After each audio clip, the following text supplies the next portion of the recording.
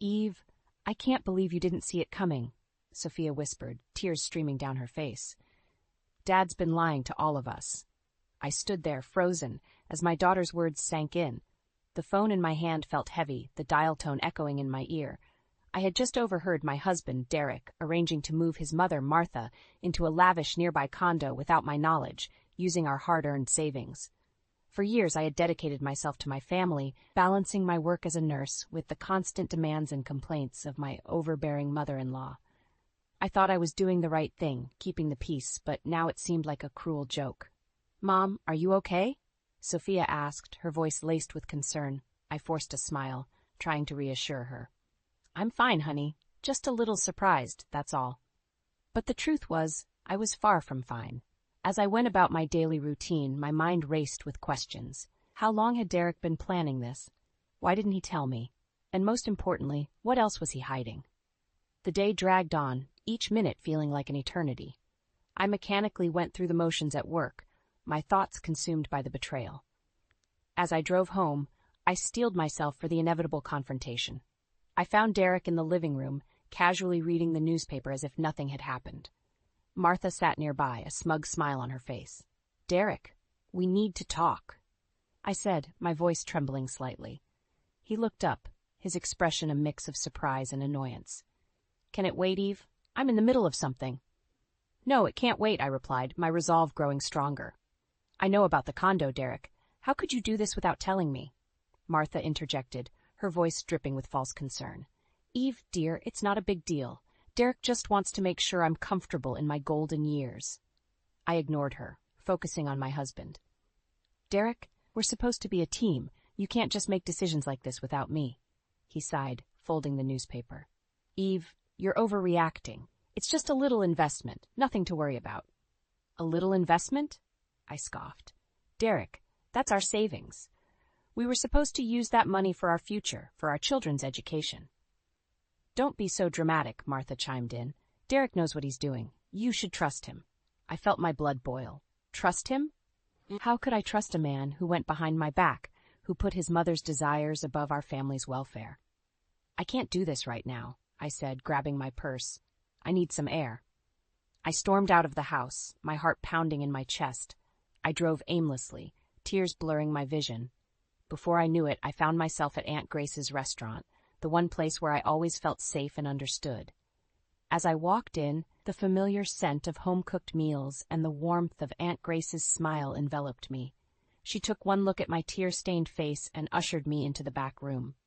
"What's wrong, Eve?" she asked, her voice filled with concern. I poured out my heart, telling her everything. The condo, the lies, the betrayal. She listened patiently, her hand gently squeezing mine. "Oh, Eve," she sighed, "I'm so sorry you're going through this, but you're strong and you're not alone. We'll figure this out together." As I sat there, surrounded by the love and support of my aunt, I felt a glimmer of hope. I knew the road ahead would be tough, but with Aunt Grace by my side, I felt like I could face anything, even the betrayal of the man I once loved. As I sat in Aunt Grace's restaurant, my mind drifted back to the early years of my marriage to Derek. I remembered the way he swept me off my feet with his charm and charisma, how we'd dance in the kitchen to our favorite songs, lost in our own little world. But even then, the cracks were starting to show. Martha, Derek's mother, had always been a domineering presence in our lives. At first, I tried to brush it off, telling myself that she just wanted what was best for her son. But as the years went by, her influence grew, and I found myself constantly competing for Derek's attention and affection. I thought back to the day we brought Luke home from the hospital, how Martha had insisted on staying with us to help out. She took over the nursery, rearranging everything to her liking and criticizing my every move as a new mother. I felt like a stranger in my own home, always second-guessing myself. As Luke grew older, he developed a passion for music. He'd spend hours locked away in his room, strumming his guitar and writing songs. But Derek, ever the pragmatist, saw it as a waste of time. He wanted Luke to follow in his footsteps, to become a successful businessman like him. I tried to support Luke's dreams, but it was an uphill battle. Every time I defended him, Martha would swoop in, reminding me of my place. "Eve, dear," she'd say, her voice dripping with condescension. You don't understand that the world works. Let Derek handle this. And then there was Sophia, my fiery, independent daughter. She was always butting heads with her father and grandmother, refusing to conform to their expectations. I admired her spirit, but I worried about the toll it was taking on her. I remembered one particularly heated argument between Sophia and Derek. She had announced that she wanted to study art in college, and Derek had hit the roof. Art? He scoffed. What kind of career is that? You'll never make a living as an artist. Sophia had stormed out of the room, tears streaming down her face. I had followed her, trying to comfort her, but she pushed me away. You always take his side, she accused. You never stand up for us. Her words had cut deep, but I knew she was right. I had been so focused on keeping the peace, on not rocking the boat, that I had lost sight of what really mattered, my children's happiness and well-being. As I sat there, lost in my memories, Aunt Grace placed a steaming cup of tea in front of me. Penny for your thoughts, she said, sliding into the booth across from me. I sighed, wrapping my hands around the warm mug. I was just thinking about how things got so messed up, I confessed. How did I let it get this bad? Aunt Grace reached across the table, squeezing my hand. It's not your fault, Eve. You've been dealing with a lot, and you've been doing the best you can. I shook my head. But I should have seen it coming. I should have stood up for myself, for my kids. It's never too late, Aunt Grace said, her eyes twinkling with mischief. You know what they say, the best revenge is a life well lived. I couldn't help but smile at that. She was right. I couldn't change the past, but I could damn well fight for my future, for my children's future. I took a sip of my tea, feeling a newfound sense of determination. I was done being a doormat, done letting Derek and Martha walk all over me. It was time to take back control of my life, one step at a time. I returned home from Aunt Grace's restaurant, my newfound resolve burning bright within me. As I stepped through the front door, I heard Derek's voice coming from the living room. He was on the phone, his tone hushed and urgent. Yes, I understand. I'll take care of it, he said, before quickly hanging up as he noticed my presence. Who was that? I asked, my suspicion piqued. Just a client, he replied, his eyes darting away from mine. Nothing important. I knew he was lying, but I decided to let it go for now. There were more pressing matters at hand. We need to talk about the condo, Derek, I said, my voice steady and firm, and about our savings. How could you make such a big decision without consulting me? Derek's face hardened, his defensiveness kicking in. I told you, Eve, it's just a little investment. Mother needs a place to live, and I want to make sure she's comfortable. Comfortable? I scoffed. Derek, that condo is nicer than our own home. And what about our savings? We were supposed to use that money for our future, for our children's education. Before Derek could respond, the front door swung open and in walked Martha, a smug smile on her face. What's all this commotion about? She asked, feigning innocence. I turned to face her, my anger rising. Martha, did you know about the condo? About Derek using our savings to pay for it? Martha's smile faltered for a moment, but she quickly regained her composure. Of course I did, dear. Derek is just being a good son, looking out for his mother in her golden years. I couldn't believe what I was hearing. The audacity of this woman to come into my home and undermine me at every turn. This isn't about being a good son, Martha, I said, my voice shaking with barely contained rage. This is about respect and trust. Derek went behind my back, and you're enabling him. Martha's eyes narrowed, her true colors shining through. Oh, please, Eve, don't be so dramatic. You should be grateful that Derek is such a devoted husband and son. I felt like I was going to explode. How dare she twist this around on me, making me out to be the unreasonable one? Grateful? I spat. For what? For being lied to? For having my opinions and feelings ignored? Derek stepped in, trying to defuse the situation. Eve, calm down. Let's just talk about this rationally. But I was done being rational, done being the peacekeeper, the one who always had to compromise. No, Derek, I'm done talking. I'm done being treated like a second-class citizen in my own home. I grabbed my purse and stormed out of the house, ignoring Derek's calls for me to come back. I got in my car and drove, my mind racing with the events of the past few days. Before I knew it, I found myself back at Aunt Grace's restaurant. She took one look at my face and ushered me into the back room, her concern evident. "What happened, Eve?" she asked, handing me a tissue. Through tears of frustration and anger, I told her about the confrontation with Derek and Martha, about how I felt so utterly betrayed and alone. Aunt Grace listened patiently, her hand resting on mine in a comforting gesture. When I finished, she looked me straight in the eye, her gaze fierce and determined. "Eve, you are not alone. You have me, and you have your children. We will get through this together." Her words were like a balm to my battered soul. For the first time in a long time, I felt a glimmer of hope. Hope that I could reclaim my life, my independence.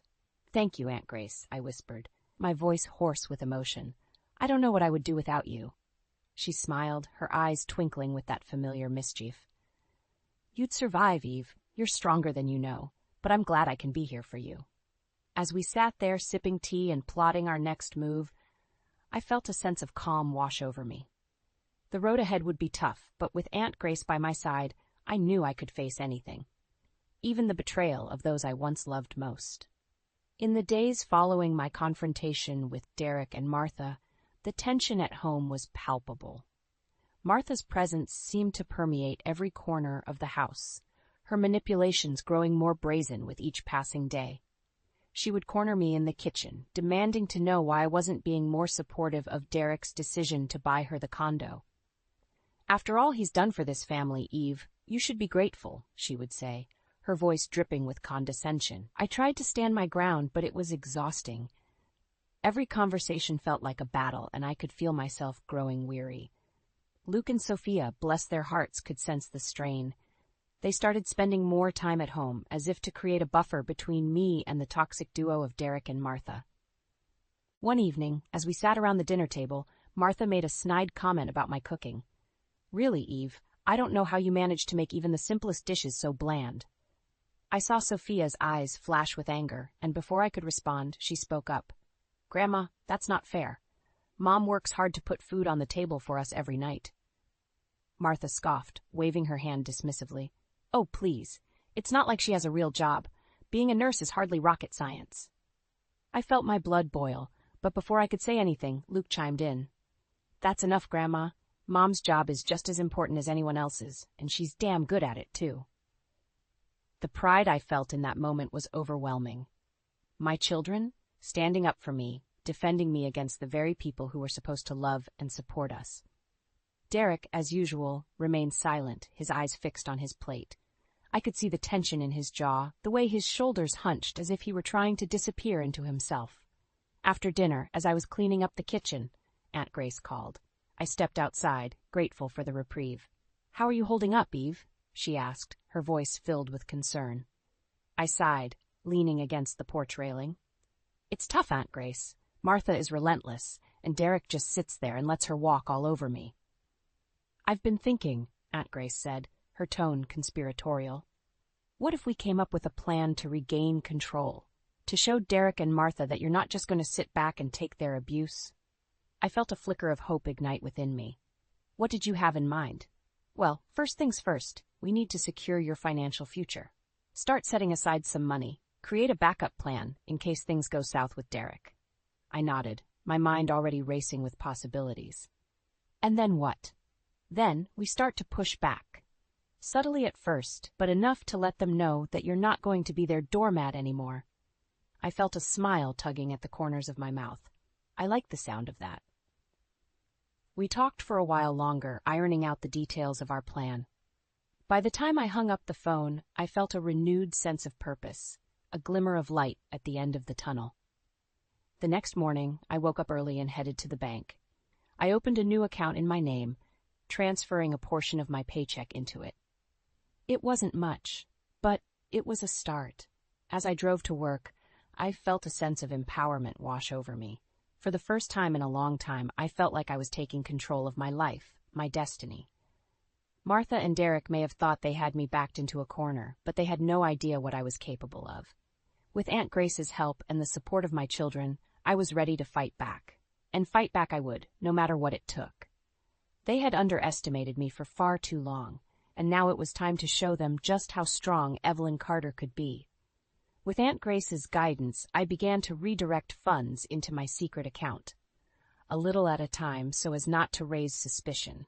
It was a delicate balancing act, trying to secure my financial future while still maintaining the facade of normalcy at home. Derek and Martha, however, seemed to sense that something was amiss. They started to question my every move, demanding to know where I was going and who I was talking to. One evening, as I was preparing dinner, Derek cornered me in the kitchen. "What's going on, Eve?" he asked, his voice low and accusatory. "You've been acting strange lately." I kept my back turned to him, focusing on chopping vegetables. "I don't know what you're talking about, Derek. I've just been busy with work and the kids," he scoffed, moving closer. "Don't lie to me, Eve. I know you're up to something." Before I could respond, Martha burst into the kitchen, her face twisted in a scowl. "What's this I hear about you undermining our authority, Eve?" she demanded. I felt my heart race, but I forced myself to remain calm. "I'm not undermining anything, Martha. I'm just trying to do what's best for my family." Martha's eyes narrowed, her voice dripping with venom.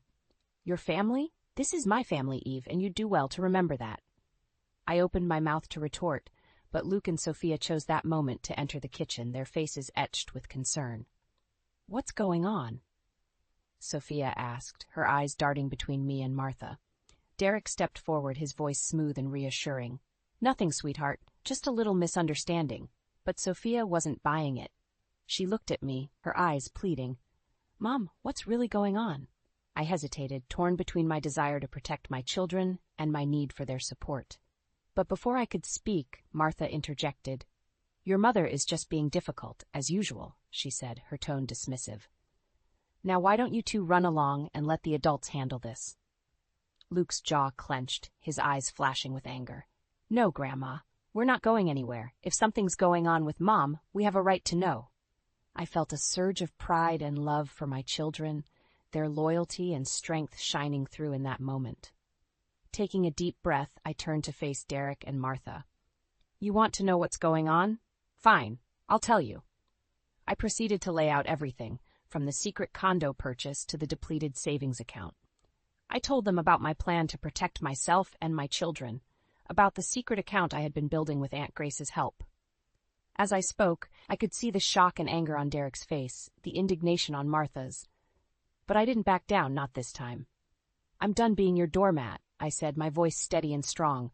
"I'm done letting you walk all over me and my children. From now on, things are going to be different." Martha sputtered, her face turning an alarming shade of red. "How dare you?" she hissed. "After everything we've done for you, this is how you repay us." But Derek remained silent, his eyes fixed on the floor. I could see the wheels turning in his head, the realization that he had pushed me too far. Sophia stepped forward, her hand slipping into mine. "I found something, Mom," she said, her voice trembling slightly. "Documents in Dad's office. I think you need to see them." I felt a chill run down my spine, a sense of foreboding washing over me. But I nodded, squeezing Sophia's hand in reassurance. "Show me," I said, my voice barely above a whisper. As we left the kitchen, I could feel Derek and Martha's eyes boring into my back. But I didn't look back, not this time. Whatever those documents held, whatever secrets they revealed, I was ready to face them head on. With my children by my side and Aunt Grace in my corner, I knew I could handle anything, even the truth about the man I once loved. As I pored over the documents Sophia had found, my heart sank with each revelation. Bank statements, receipts, and emails painted a picture of a man I barely recognized, a man who had been lying to me for years. Derek had been siphoning money from our joint accounts, funneling it into secret investments and lavish gifts for his mother. The condo was just the tip of the iceberg. I felt a rage building inside me, a fury that threatened to consume me. But I knew I couldn't let it. Not yet. I had to be smart, had to play my cards right. I called Aunt Grace, my voice shaking as I relayed my discoveries. She listened patiently, her voice a soothing balm to my frayed nerves. "We'll make this right, Eve," she said, her tone resolute. "We'll make them pay for what they've done." Together, we hatched a plan to expose Derek and Martha's deceit, to bring their manipulations to light in front of everyone they held dear. I recruited Luke and Sophia, their eagerness to help a testament to their love and loyalty. We gathered evidence, compiled documents, and rehearsed our confrontation. The day of the family gathering arrived, a day I had been dreading and anticipating in equal measure. Derek's parents, siblings, and cousins filled our home, their laughter and chatter a stark contrast to the tension that thrummed beneath the surface.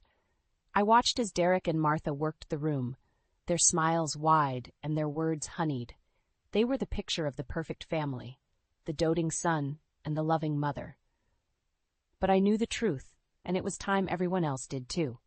I clinked my glass, drawing the attention of the room. "I have something to say," I announced, my voice steady and clear. Derek's eyes narrowed, his smile faltering. "Eve, what are you doing?" I ignored him, turning to face the gathered crowd. For years I have been silent. I have endured lies, manipulations, and betrayals, all for the sake of this family. A murmur rippled through the room, confusion and curiosity etched on every face.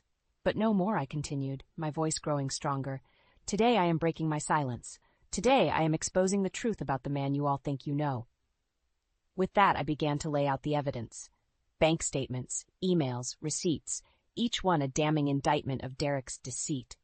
The room fell silent, the weight of my words hanging heavy in the air. I could see the shock on the faces of Derek's family, the disbelief and the anger. Derek's face was a mask of fury, his fists clenched at his sides. "Eve, stop this. You don't know what you're doing." But I did. I knew exactly what I was doing. "I know everything, Derek," I said, my voice cold and hard. "I know about the money, about the lies. I know about the way you've been manipulating this family for years." Martha stepped forward, her face twisted in a snarl. "You ungrateful wretch. After everything we've done for you, this is how you repay us?"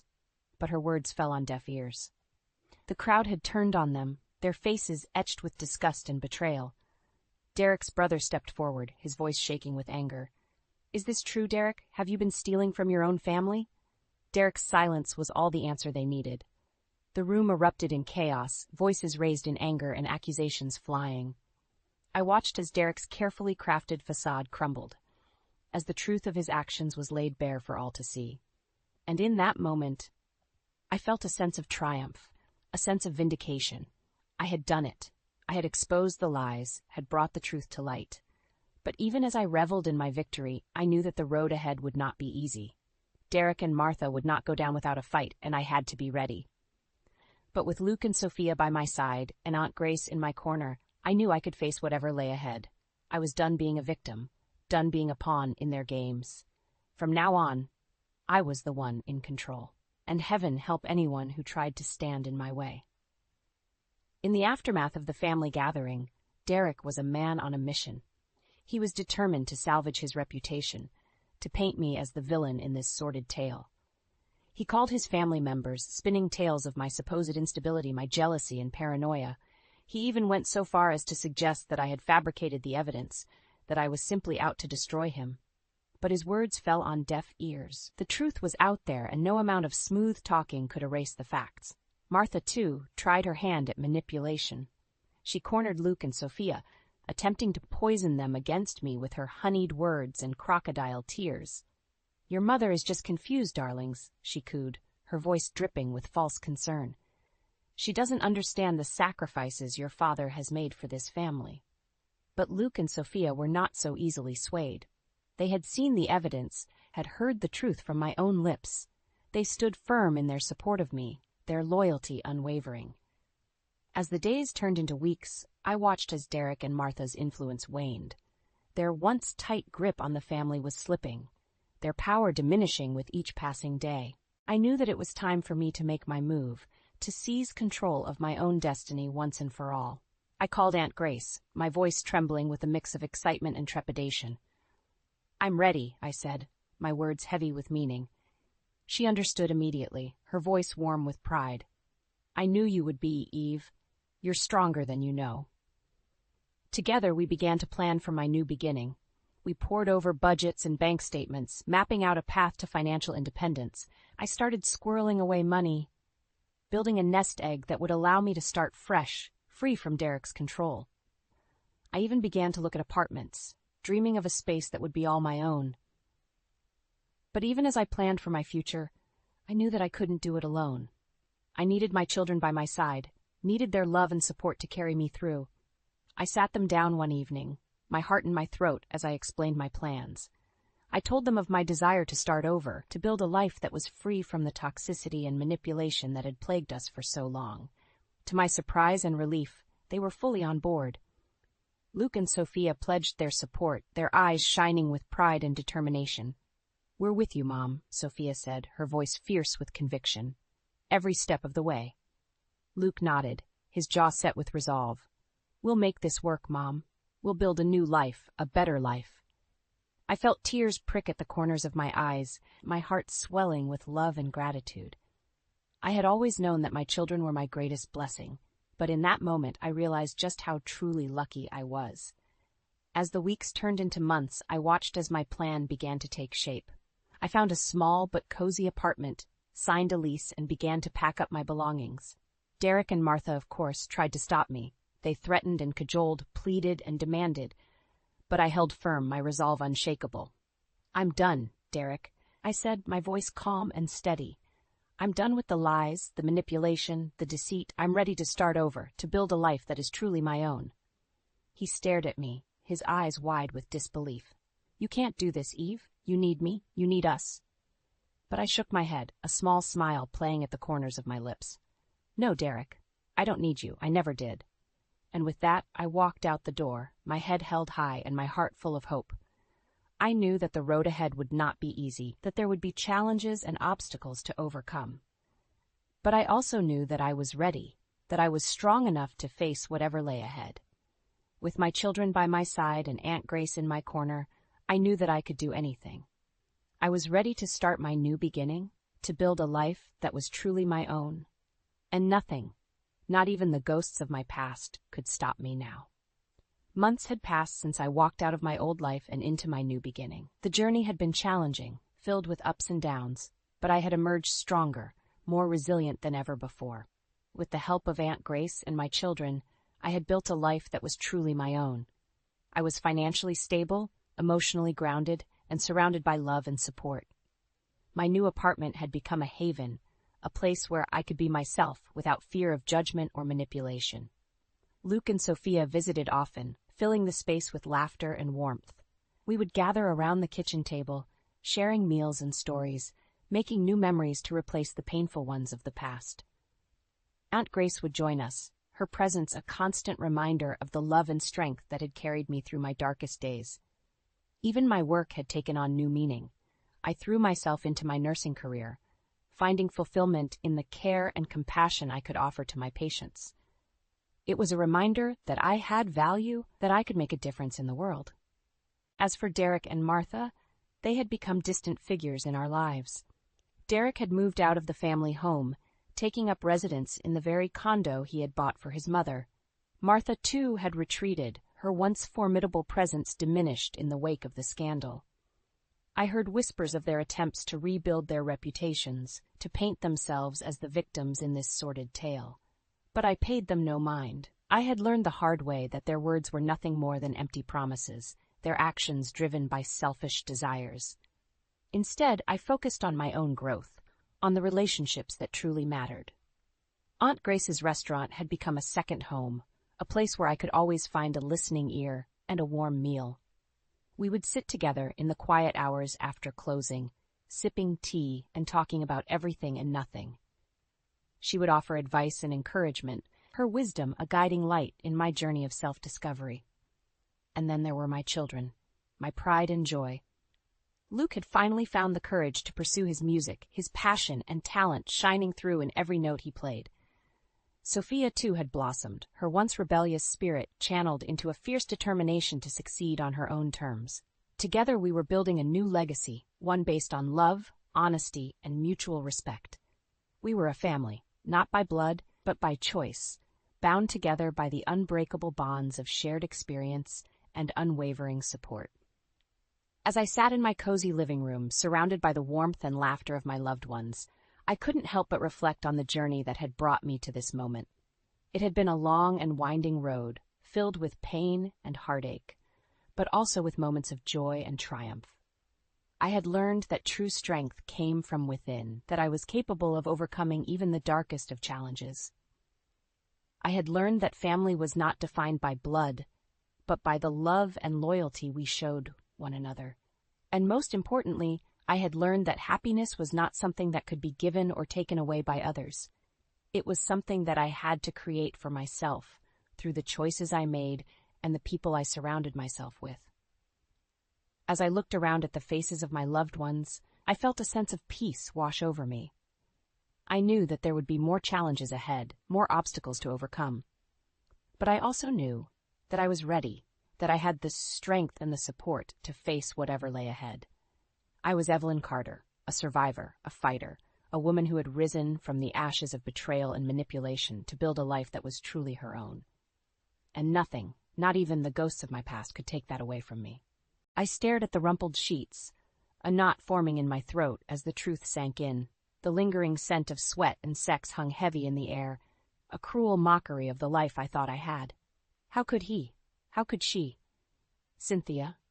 Rick's voice trembled with guilt as he pulled the covers up, his bare chest glistening with perspiration. It's not what it looks like. I wanted to scream, to lash out at the two people I loved most in this world, but all I could muster was a bitter laugh. Really? Because it sure as hell looks like you were screwing my little sister in our bed. Kristen's face was buried in her hands, her slender frame shaking with sobs. Sin, I'm so sorry. Don't, I snapped, my voice like shattered glass. Just don't.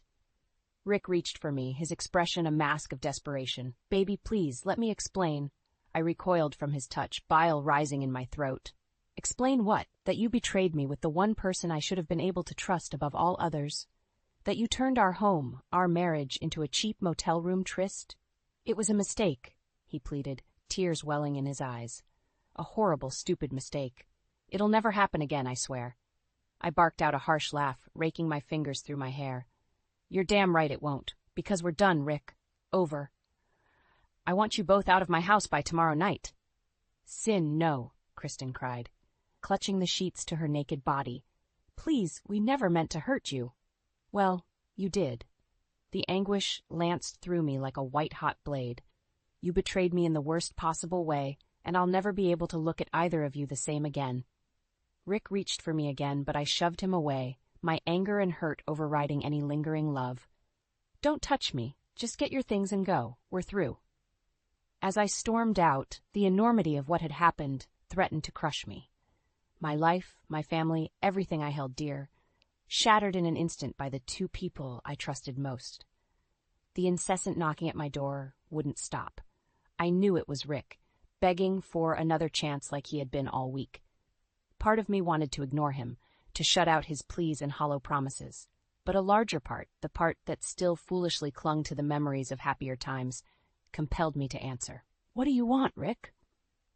I sighed, pulling open the door to find him disheveled and bleary-eyed. Sin, please, you have to listen to me. He reached for my hand, but I snatched it away. It was one stupid mistake, that's all, a moment of weakness that'll never happen again. I scoffed, crossing my arms over my chest. With my own sister? How could you do that to me, to us? Tears welled in his eyes as he dropped to his knees. I don't know, baby. I was drunk and angry, and she was there, comforting me. One thing led to another, and before I knew it... He trailed off, burying his face in his hands.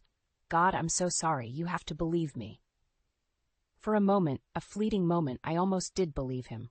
The anguish in his voice, the raw emotion etched on his face, it tugged at the fragile threads still tying me to this broken man.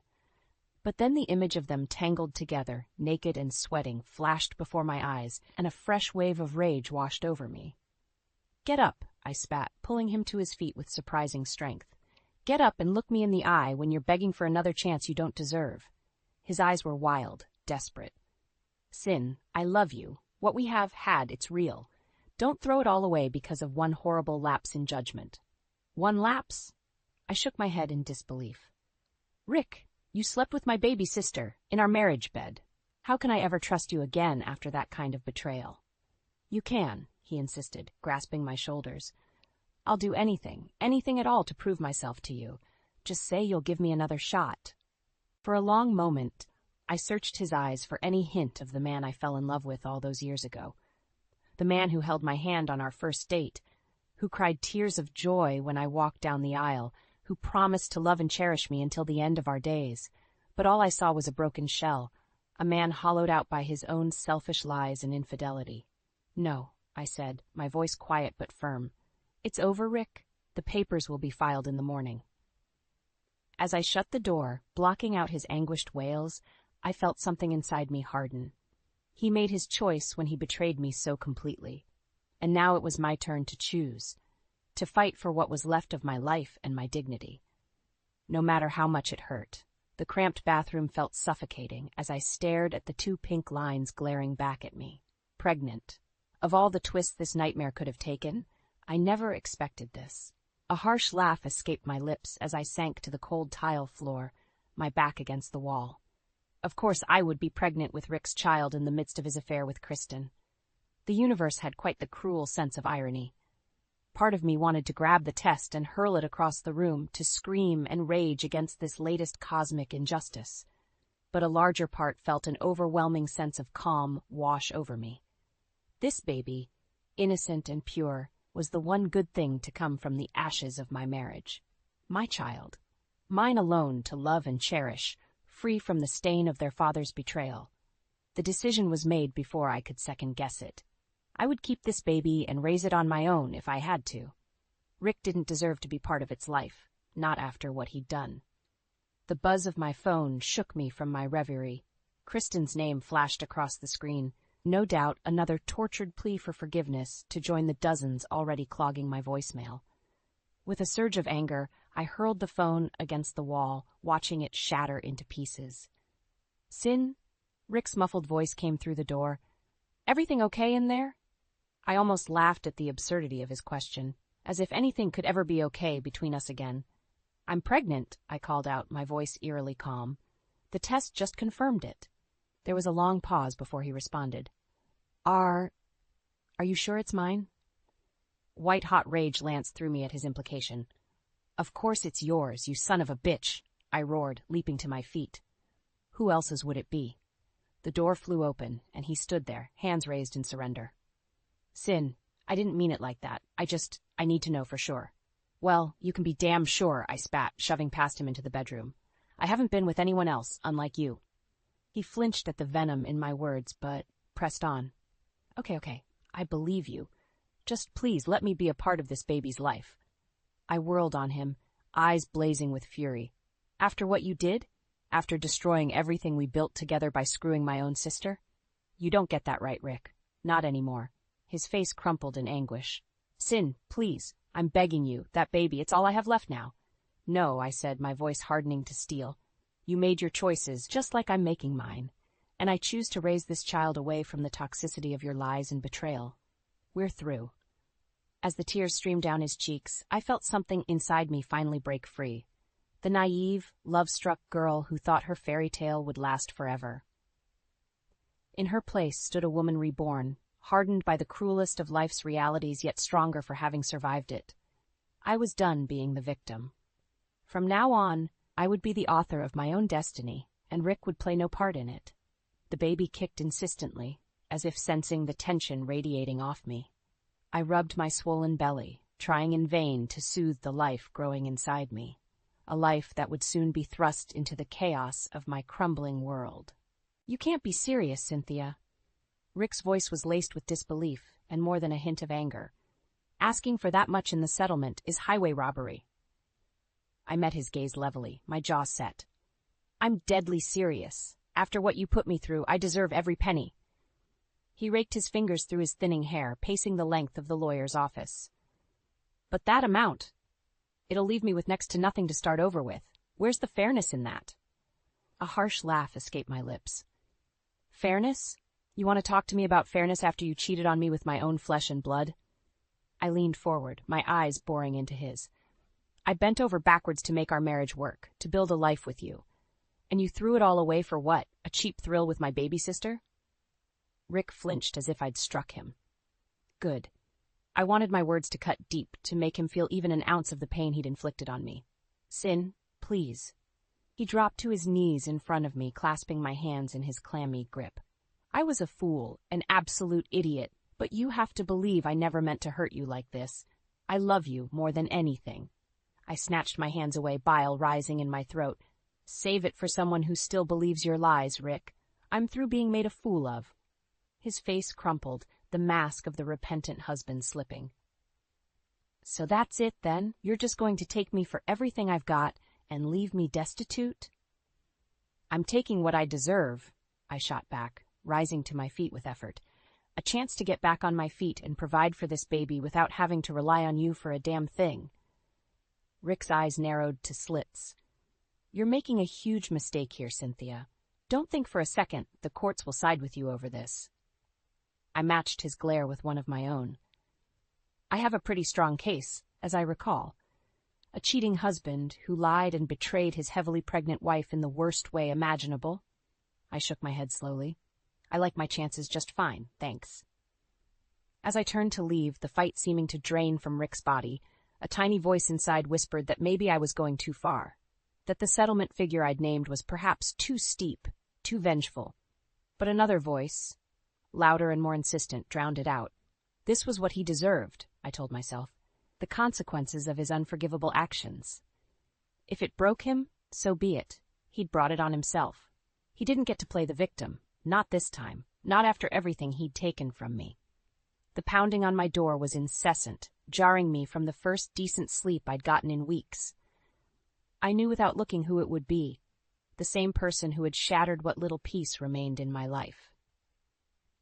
Throwing on a robe, I flung open the door to find Kristen standing there, her eyes red-rimmed and desperate. "What do you want?" I spat before she could speak. "Here to rub my face in your home-wrecking ways again?" She flinched as if I'd struck her. "Good. Sin, please. I know I don't deserve your forgiveness, but you have to hear me out." "I don't have to do a damn thing," I shot back, arms crossed over my chest. "You made your bed when you slithered into mine with my husband. Now you can lie in it." Tears spilled down her blotchy cheeks. "I'm pregnant, Sin, with Rick's baby." The words hung in the air like a suffocating fog as I struggled to process them. Of course she was pregnant too. The universe just loved twisting the knife deeper with each new torture.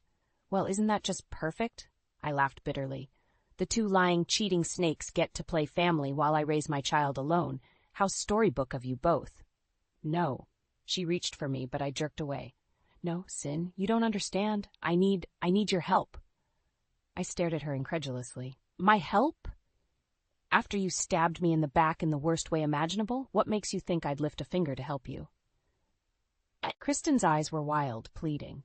"Because Rick, he wants nothing to do with this baby. He said it'll ruin his chances of getting back together with you." White-hot rage lanced through me at her words. Of course that bastard would try to weasel his way out of this, to pretend the ultimate consequence of his actions didn't exist. Just like he'd tried to pretend his affair was some momentary lapse, a blip to be forgotten. "So what?" I shrugged, feigning indifference. "Sounds like a personal problem to me. You two can sort out your own messes." "But I can't do this alone," she wailed, fresh tears streaming down her face. "I don't have anyone else, Sin. You're my family." Family. The word was like a physical slap across my face. This snake who had violated the sanctity of my family in the worst way was trying to claim that bond again? After everything? You lost any right to call me family the second you spread your legs for my husband, I hissed, poking her sharply in the chest.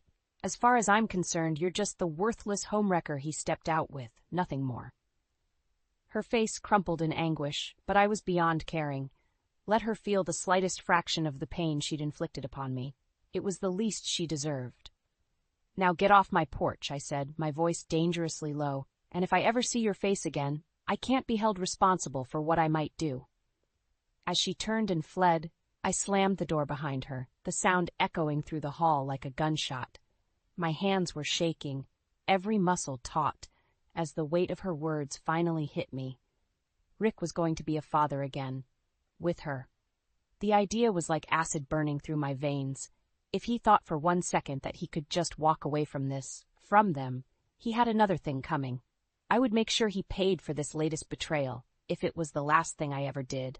The courtroom was deathly silent as the judge cleared his throat, envelope in hand. This was it, the moment that would decide just how far Rick's lies and betrayal had really gone. The DNA results confirmed that Mr. Richard Moore, The judge paused, eyes flickering between Rick and a visibly distraught Kristen.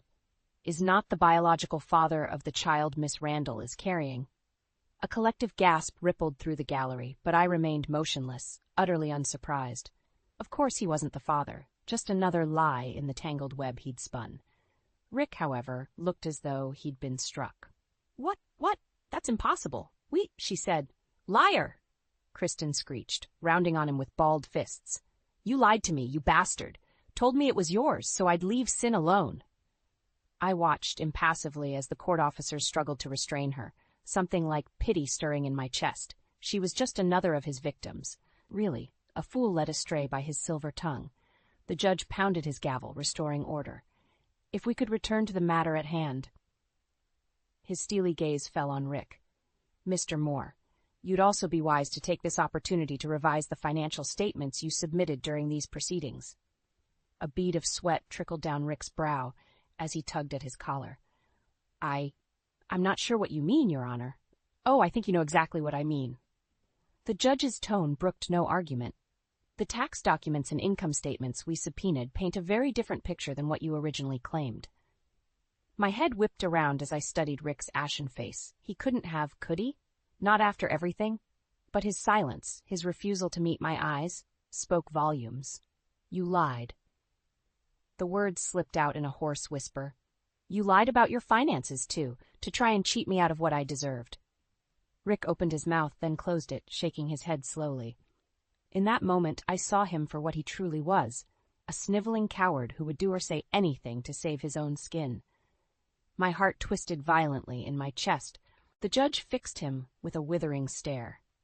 Mr. Moore, you have committed perjury and fraud upon this court with your falsified financial records. Not only that, but you engaged in a reprehensible pattern of lies and deceit that allowed this entire fiasco to unfold. He paused, letting the weight of his words sink in as the courtroom held its collective breath. Therefore, I am awarding the entirety of the settlement amount requested by Mrs. Moore, in addition to the marital home and all other major assets. His gaze bored into Rick's stunned face. You have only your own dishonorable actions to blame for these consequences, sir. This ruling is final. The world seemed to tilt wildly around me as the judge's words echoed through the chamber. I'd won. I'd beaten him at his own lying game and taken everything in the process. A hollow victory, to be sure, but a victory nonetheless. As the bailiffs led a shattered Rick away, I caught his eye one last time. Any remnants of the man I'd loved, the man I'd devoted half my life to, were gone, burned away by the flames of his selfish deceptions. In their place was a broken husk, a sobbing wretch brought low by his own karmic reckoning. And as he disappeared through the door, I knew I would never look upon his face again.